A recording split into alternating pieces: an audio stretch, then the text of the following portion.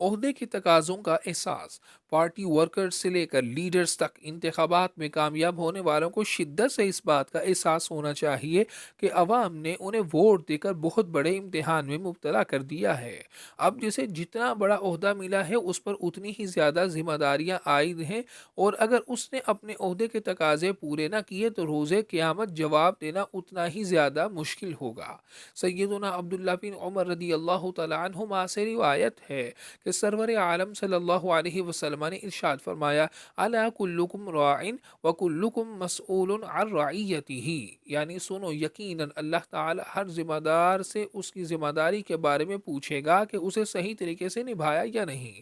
پھر حکمرانوں کو ان کی ذمہ داریوں کا احساس دلانے کے لیے فرمایا، فالامام الذی علی الناس راع وهو مسئول عن رعیتہ، یعنی حکمران اپنی تمام رعایا کا ذمہ دار ہے اور اس سے اس کی تمام رعایا کے بارے میں پوچھا جائے گا۔ حکمرانی کتنی بڑی ذمہ داری ہے اس کا احساس اسی شخص کو ہو سکتا ہے جس نے خلفائے راشدین علیہم الرضوان کی مبارک سیرتیں پڑھی ہو۔ خلفائے اربعہ کی شان بہت ہی بلند ہے۔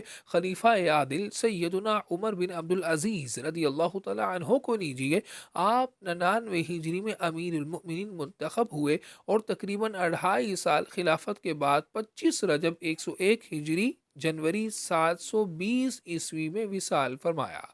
آپ کی اہلیہ محترمہ فاطمہ علیہ الرحمہ کہتی ہیں، ایک مرتبہ میں آپ کے پاس گئی تو دیکھا آپ نماز والی جگہ چہرے پر ہاتھ رکھے ہوئے زاروں کی طرح رو رہی ہیں۔